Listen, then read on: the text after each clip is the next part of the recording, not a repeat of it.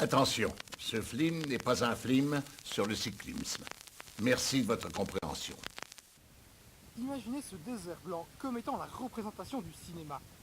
C'est beau, c'est doux, c'est innocent. Mais une fois de temps à autre, dans cette douceur, dans cette innocence, vient se créer une anomalie. Cette anomalie, la voici. Oui, c'est une merde de chien. Cela ressemble comme deux gouttes d'eau à Total Recall, le remake de Len Wiseman. Ladies and gentlemen, bienvenue dans ce nouveau Grumpy Seb Matt des Flims. Et cette fois, c'est vraiment un bel étron filmique.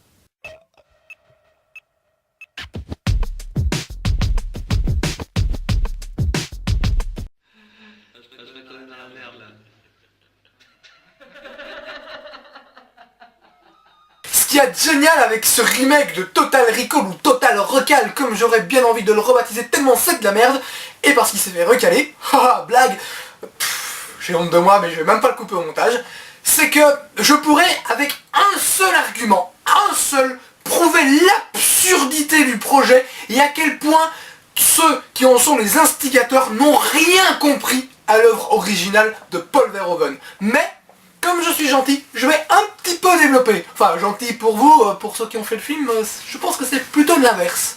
On va commencer donc par le commencement, à savoir la promo du film. D'un côté on dit c'est un remake, d'un autre non, ce n'est pas du tout un remake, c'est une nouvelle adaptation de la nouvelle de Philippe K. Dick.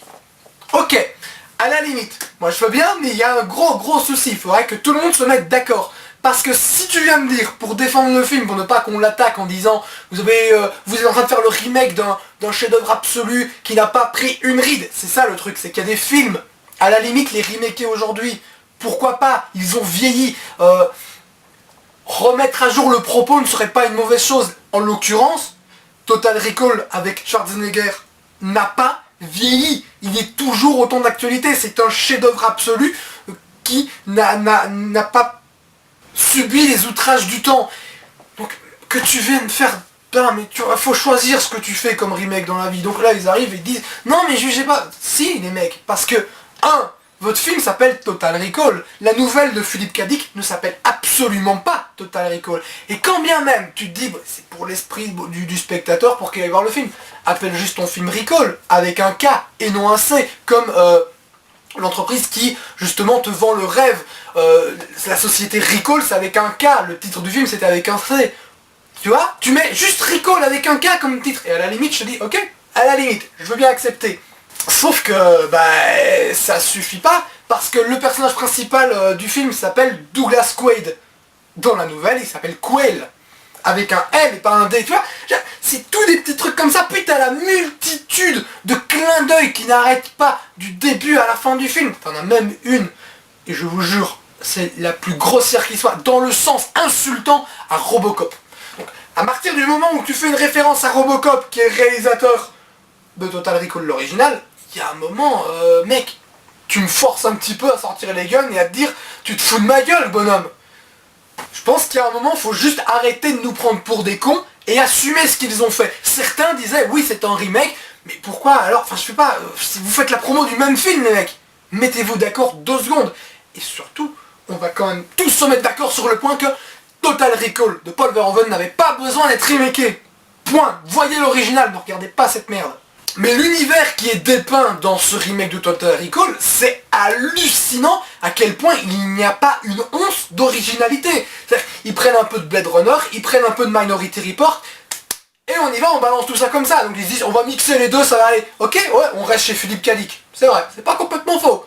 Mais les mecs, je sais pas, moi personnellement, si je viens dans le domaine de la SF, du fantastique, ou peu importe, il y a un moment, si tu veux créer un univers, va pas chercher chez les autres pour mettre un peu, ou alors tu fais un clin d'œil, mais un petit clin d'œil, pas trop gros, parce que là c'est quand même tout le film. En fait le film est un énorme clin d'œil, c'est tout.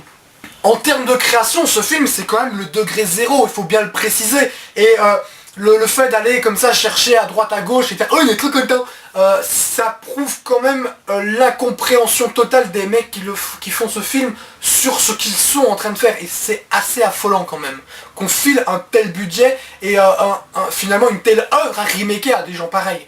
Pour prouver à quel point les mecs n'ont aucune compréhension de ce qu'ils sont en train de faire, je vais prendre un exemple avec un truc qui aurait pu être plus simple, c'est-à-dire une scène d'action tout bêtement. Et les mecs, ils ont créé une scène d'action, mais ils n'ont pas du tout pensé. Ils font n'importe quoi. Du coup, t'arrives sur un délire avec un ascenseur où il n'y a aucune logique et c'est complètement incohérent et incompréhensible. Tu ne sais pas ce qui se passe à l'écran. T'as l'ascenseur, il va en haut, en bas, à gauche, à droite. Et puis à un moment, il revient en arrière. Puis il va sur le côté. Tu regardes le truc, tu te dis, mais il va où cet ascenseur? Les mecs, ils ont pas appuyé sur le bouton. L'ascenseur, il part dans tous les sens. À un moment, t'as d'autres ascenseurs qui arrivent les uns à côté des autres. Et attends, imagine 2 secondes que 2 mecs en même temps prennent l'ascenseur. Il y a un moment, ils vont rentrer en collision. Parce que ça arrive presque. À des moments, tu dis, ah ouais, quand même, gros coup de bol là, les mecs. Hein, ils sont passés à 2 doigts de se rentrer dedans. Non, mais c'est pas grave. Hein. Les mecs, ils en ont rien à foutre. Ils ont eu une idée et ils se sont dit, on va la balancer. Attends, mec, t'as pas l'impression que là, les 2 ascenseurs qui vont se croiser à un moment... T'imagines quoi, le mec il monte dans l'ascenseur 3 secondes avant, ça le crash quoi. C'est pas grave, les gens vont pas se poser cette question, parce qu'ils sont en train de se fighter dans une cage d'ascenseur, et ça c'est quand même top. Super les mecs. Toi donc tu regardes la scène, tu comprends rien du tout à ce qui se passe, l'ascenseur il est en total roue libre, il fait ce qu'il veut, rien à foutre, et toi tu regardes le truc et tu fais, c'est juste l'ascenseur le plus complexe de l'histoire. Je n'ai pas compris son fonctionnement. En plus, il part sans t'appuyer sur le bouton. Ça, c'est chiant quand même. Ça, c'est très chiant. T'as un autre délire avec un ascenseur, à croire que le film, et je vois pas d'autre explication, a été cofinancé par une société de fabrication d'ascenseurs. Enfin bref. C'est un gros machin qui traverse la Terre. Alors donc, elle va d'un bout à l'autre de la Terre. Donc, tu commences là, et puis, ça arrive de l'autre bout de la Terre, mais en passant par son centre. Ce truc-là met 17 minutes à faire tout le long de la Terre. Ok? Pas de problème. Moi je veux bien, tu vois, tu me le dis, suspension d'incrédulité, je veux bien y croire. Sauf que je suis pas très bon en maths, je sais pas quelle distance il y a exactement entre un point et un autre de la Terre. Mais pour faire ça en 17 minutes, je pense qu'il faut aller quand même à une vitesse absolument sidérante. Moi je veux bien le croire. Il n'y a pas de souci, je veux bien le croire. Le truc s'appelle The Fall. Moi je... suspension d'incrédulité, tu vois, j'accepterais dans n'importe quel film si c'était bien fait. Sauf que là, il y a un truc qui se passe, c'est qu'à un moment tu te dis, ok, il y a ce truc là, ils vont pas le faire juste parce qu'il faut faire des voyages aller-retour. Donc non, à la fin du film, t'as Colin Farrell, il va carrément sortir du truc pendant qu'il est en train de voyager, et il va grimper tout le long. Tu te dis, attends, à une vitesse pareille, il va quand même chier un petit peu. Bah non, c'est comme s'il grimpait normalement une échelle. Et les mecs, vous me prenez pour un con là. En plus ça sert à rien votre scène, elle sert strictement à rien. Donc, ils t'amènent ça, mais je te dis, ils sont en train de créer des scènes d'action mais ils ne les pensent pas. Ils veulent faire des séquences qui se veulent spectaculaires, mais si tu n'y mets pas un minimum du tien pour mettre la chose de manière cohérente, ça ne passe pas. C'est ridicule, j'ai l'impression qu'on se fout de ma gueule. C'est limite de l'amateurisme ou du je m'en foutisme. Ça fait flipper quand même. De l'autre côté, t'as les dialogues, ils sont d'une indigence rare. Alors tu rajoutes à ça tout le reste avec le scénario pathétique, tu vois que c'est coécrit par Kurt Wimmer, et là tu te dis, ah bah ouais, tu m'étonnes. Mais maintenant, trêve de plaisanterie, je pourrais encore en parler pendant des heures, vous trouvez tout ce qui ne va pas dans ce film, parce qu'en fait, il n'y a rien qui va.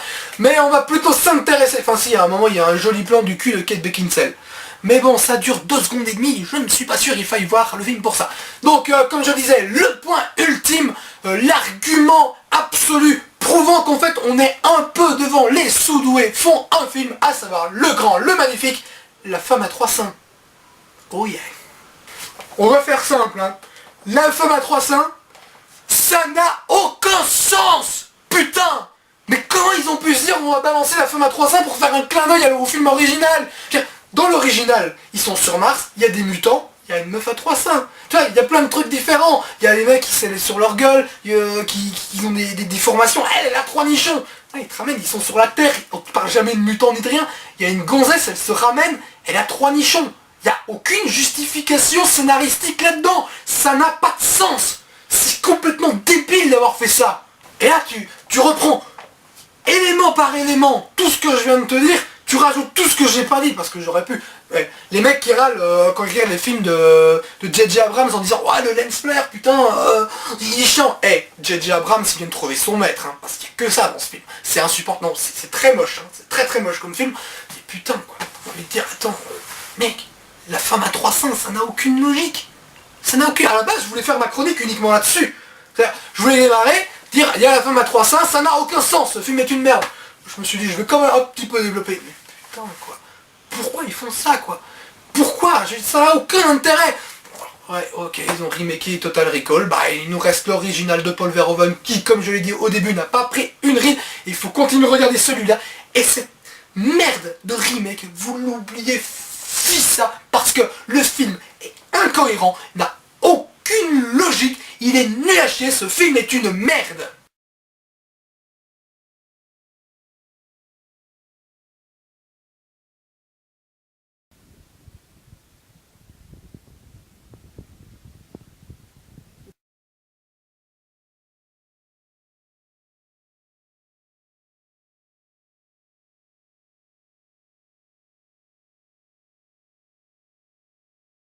Yippee-ki-yay, motherfucker.